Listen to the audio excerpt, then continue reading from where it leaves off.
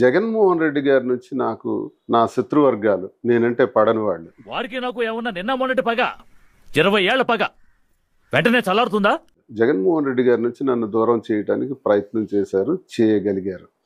భగవంతుడా అనుకున్నాను.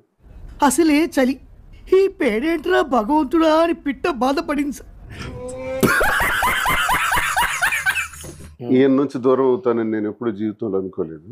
అమ్మతోడు ప్రమాణ పూర్తిగా చెబుతున్నాను, మీలో ఇంత మార్పు వస్తుందని నేను కల్లా కూడా అనుకోలేదు. మీరు ఇలా టైం దొరుకుతారని మేము అనుకోలేదు. ఈయన నుంచి నన్ను దూరం చేశారే అని బాధ. మొదట బాధేసింది, తర్వాత భయం వేసింది, ఆ తర్వాత నా మీద నాకే అసహ్యం వేసింది. నాకు కూడా. పార్టీలో మనం చూసాం, గోరుట్ల మాధవ్ గారు ఎన్ని వీడియోలు బయటపడ్డాయి మనం చూసాం. మీకు వీడియోలను కూడా చూపిస్తా. సార్కి ప్రివ్యూ చూపించు. మంచి డాన్సర్కి మాత్రం ఆయన మాధవ్ గారు మీరు అద్భుతంగా ఉందని ట్వీట్ చేయాలి.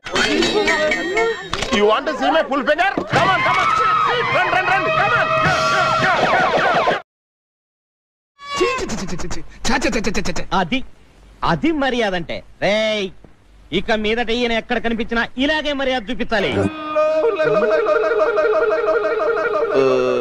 వాళ్ళందరూ సాక్ తినేహారు, నీకేం కాలేదేటి? ఇడిగాకనే పిజ్జా కొట్టేయండి.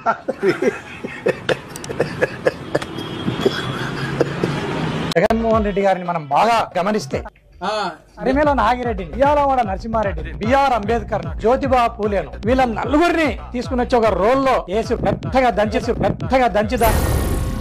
ఏం మాట్లాడుతున్నావురా? నరాలు కట్ అయిపోయింది. పెద్దగా దంచి దాంట్లో నుంచి మనం తీస్తే జగన్మోహన్ రెడ్డి వచ్చినాడేమో అనే భావన కదులుతుంది. కేసు బాగా కాంప్లికేటెడ్ గా తయారైంది డాక్టర్. ఏవో పిచ్చి పిచ్చిగా మాడుతున్నాడు మీకులాగా. పేషెంట్ ఎక్కడ? ఇక్కడే.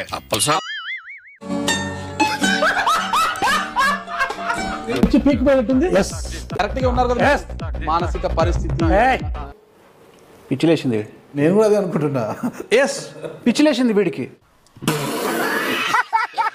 అదేవిధంగా ఎవరు మన రాంబాబు గారు, అంబటి రాంబాబు గారు, ఏపీ టోల్ గేట్ వద్ద అడ్డంగా దొరికిన సంజన సుకన్య రంగంలో అంబటి రాంబాబు తెలుసు అంకుల్. కొంతమంది నాయకులు వాళ్ళ యొక్క లీలలోని కూడా బయటపడ్డాయి. ఒరిజినల్ డివిడీలు విసిడీలు ఇంకా మా దగ్గర ఉన్నాయి. ఏంటండి బాబు, ఊరంతా మీ చేతుల్లో ఇరుక్కుంటే మీరెళ్ళి ఏళ్ల చేతుల్లో ఇరుక్కున్నారు. అందరి చరిత్రలు పుట్టుమచ్చలే. అందరి పుట్టుమచ్చలు చొక్కాలు ఇప్పితే కనబడతాయి. ఇలాంటి చాలా ఉన్నాయి, ఇంకా దాచాం కుప్పలుగా.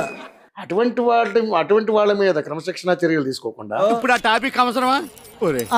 నా జీవితంతో ఆడుకోండి. దువ్వాడ శ్రీనివాస్ గారు 2022 నుంచి కూడా మీ సంసార జీవితాన్ని పబ్లిక్ గా పెట్టినటువంటి మీరు మళ్ళీ ఈ మధ్య మనం బాగా ఓవర్ అయిపోతున్నాం బాబు. తప్పే ఉందే, వయసులో ఉన్న వాళ్ళు చేసే పనే కైతే. కాదు సార్, మీరు 4 గోడల మధ్య కాకుండా మీ జీవితాన్ని బయటే పబ్లిక్ లో బయట పెట్టారు. అంటే పబ్లిక్ అయిపోయారంటారా మీరు? బరితెగించేశారా? ఈ రోజు ఈ నిర్ణయం తీసుకుంటే మరి వాళ్ళని ఏం చేయాలన్నట్టు మీకేం అనిపించలేదు? కాంట్రవర్సీ లాగమాకండి మీరు. ఇదేమన్నా కాంట్రవర్సీ? వాళ్ళని అడిగారా? వాళ్ళ ఆశీర్వాదం తీసుకున్నారా? వాళ్ళతో మాట్లాడారా? వాళ్ళకి స్టామినా లేదు, వాళ్ళకి అది లేదు, ఇవన్నీ ఏంటంటే. నేను ట్రోల్స్ చూస్తున్నాను. ఈయన తప్పు చేసినప్పుడు మరి వాళ్ళు చేయలేదంట. ఎవరికన్నా శని 2వ గదిలోనో 4వ గదిలోనో ఉన్నాడంటారు. నాకేంటి శర్మ ఇలా కొంపంతా ఉన్నాడు. ఈయనకు ఒక అమ్మాయితో సంబంధం ఉందంట, ఒక అమ్మాయికి ఈయనతో సంబంధం ఉందంట అటా మాటలు కాదు, క్లారిటీ మాటలే చెప్పాను నేను. ఎక్కడైనా సంతోషాన్ని పబ్లిక్ అనే పంచుకుంటారు. పైగా ఇదేమైనా చిన్న విషయమా? 10 కాలాలు చెప్పుకునే విషయం. ఓహో, 10 కాలాల పాటు చెప్పుకునే విషయమా? ఎస్, రియాలిటీయే చెప్పాను. వాడు అడగకుండా మీరు ఎందుకండి సలహా ఇవ్వడం? అడగకుండా ఇచ్చేదాన్ని సలహా అంటారు, కెలుక్కుంటే వచ్చేదాన్నే వాసన అంటారు. ఒకటి సార్, వ్యక్తిగత విషయాలని పరిగణనలోకి తీసుకోకూడదు. అది నా పర్సనల్. ఇలా వ్యక్తిగత విషయాలను పరిగణలోకి తీసుకుంటే పార్టీలో కూడా 70% ఉంటారు. 70% ఉనికే ఉండదు ఎవరికి.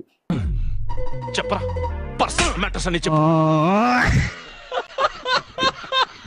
1 minute ఆశీర్వదించండి మావయ్య.